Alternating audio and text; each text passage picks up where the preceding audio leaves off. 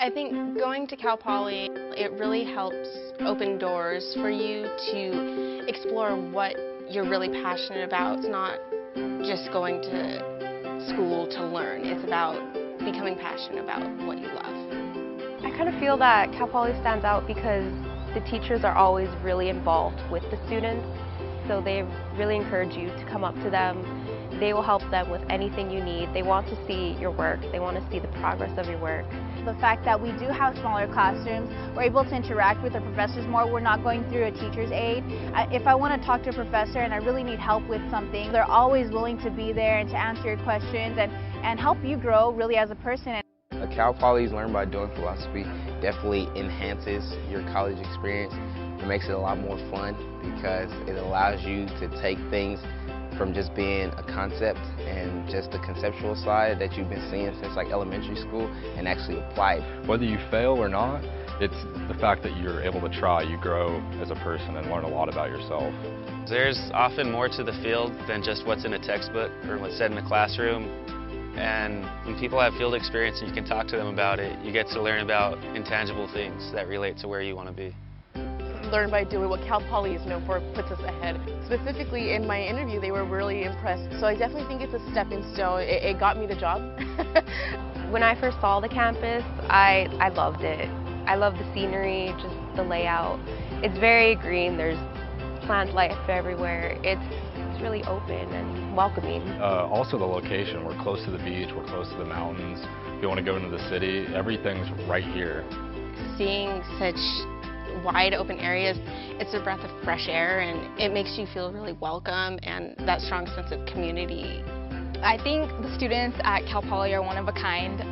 The great thing is that no student is like the other, and that's what makes forming friendships here so unique, is that you're going to be friends with a bunch of different groups, a bunch of different people, and so that's what I like about Cal Poly, is that we're such a diverse community. So it's like a home away from home for a lot of underrepresented communities that we have here on campus, for you to go in there and feel like, okay, I'm not alone. You know, there's more people that look like me and act like me or share my experiences that go to this campus as well. So it makes you want to embrace this campus and really take ownership of it. Living on campus has changed my life.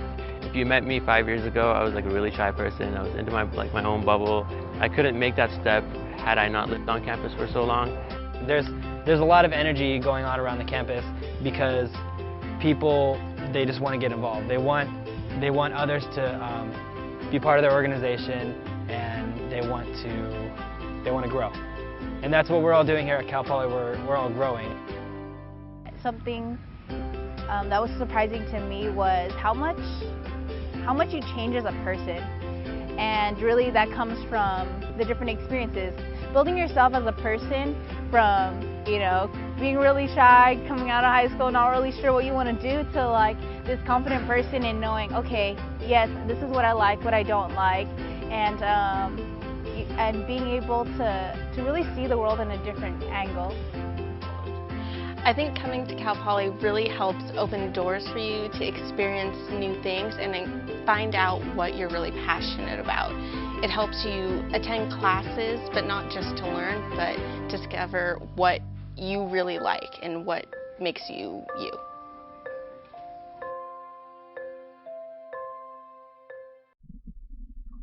CSU Pomona is my dream school, and you can see why in that introductory video. I hope to get my anthropology major next spring and be at a CSU, hopefully Pomona, next fall of 2016. I am sure all of you have a dream school and aspirations of transferring, but how is this attainable? With hard work, getting a good GPA, passing your classes, but of course, also filling out the CSU application, big first step on your path to success. Hello class, fellow students, or future students. My name is Michael Bird and I am enrolled at San Diego Mesa College. I am doing this video both as a project for Mr. Johnson's online personal growth class, whom I would highly recommend, but to also inform all of you who might be applying soon how to properly fill out a CSU application. This comes at a great time because I just applied to CSU for next fall.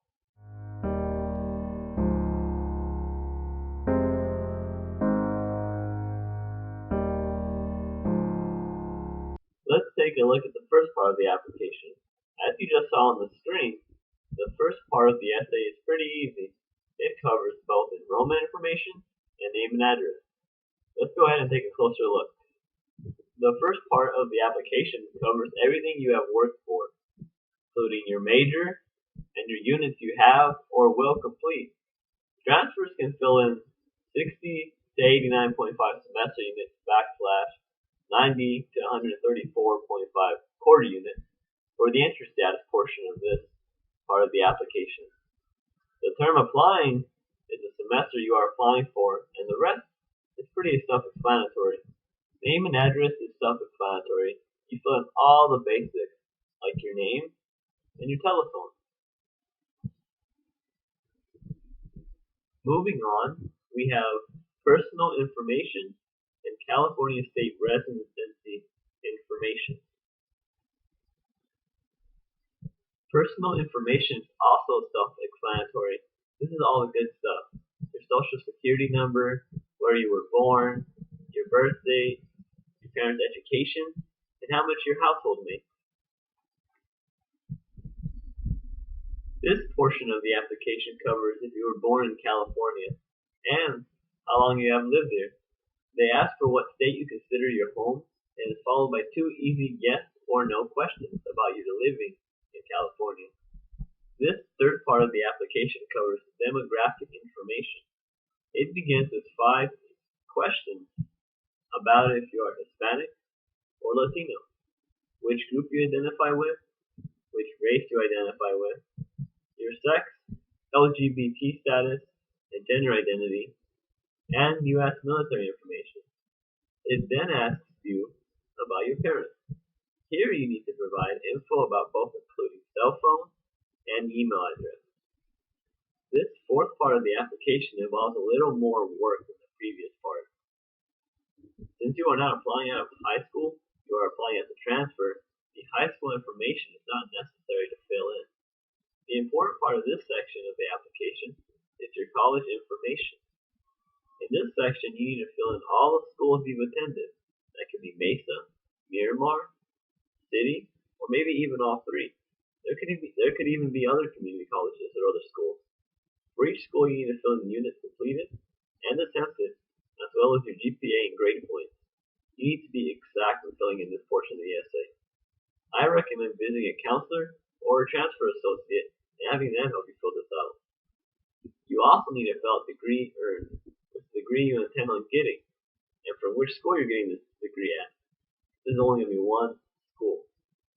Down below, you're going to have your cumulative GPA, and you also need to fill out a section of information if you are pursuing an AAT or AST degree.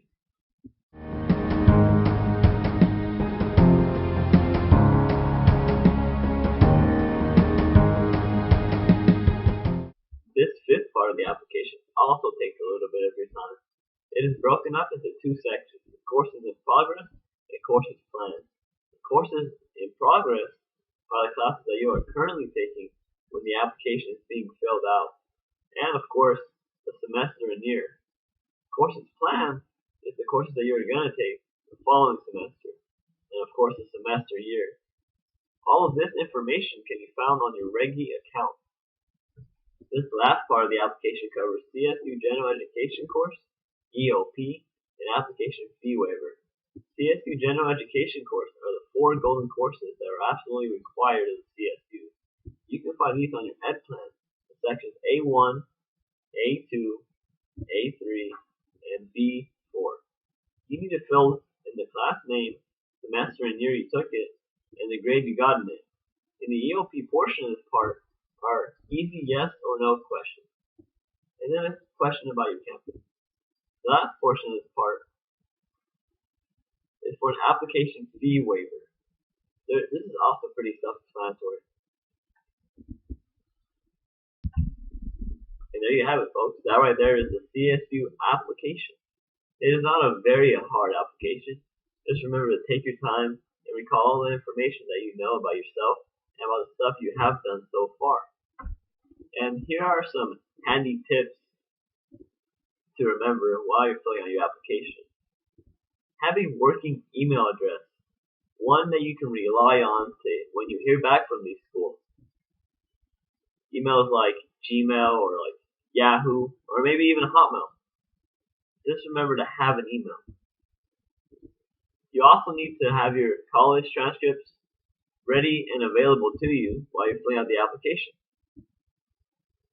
You also need to calculate your CSU GPA. You can just do this online on csumentor.org, or you can visit your counselor who will gladly help you out. Also, you need to have a backup major in mind that goes along with the major you are intending to do. This will be in the first part of the application as alternate major. There will be a long list, so you need to make sure you explore the CSU that you're going to apply for. Go online to the catalog and explore all the majors that they may have. Also, you need to plan to pay for these applications. They are $55 each, and you might not qualify for the waiver at the end of the application. After the application has been submitted, it's now not just a waiting game. Waiting back different schools, you also need to be attentive. You need to sign into your port account as soon as possible for each school. They send you the information and you need to check as frequently as possible for updates from the school. They will ask for things like your most recent transcript. While you're waiting, you can also focus on the things learned in Mr. Johnson's class. Things like focusing on saving money for when you get admitted, making a budget, and having a SMART goal plan for the next 2 or 4 years of your education. Well, good luck to you all.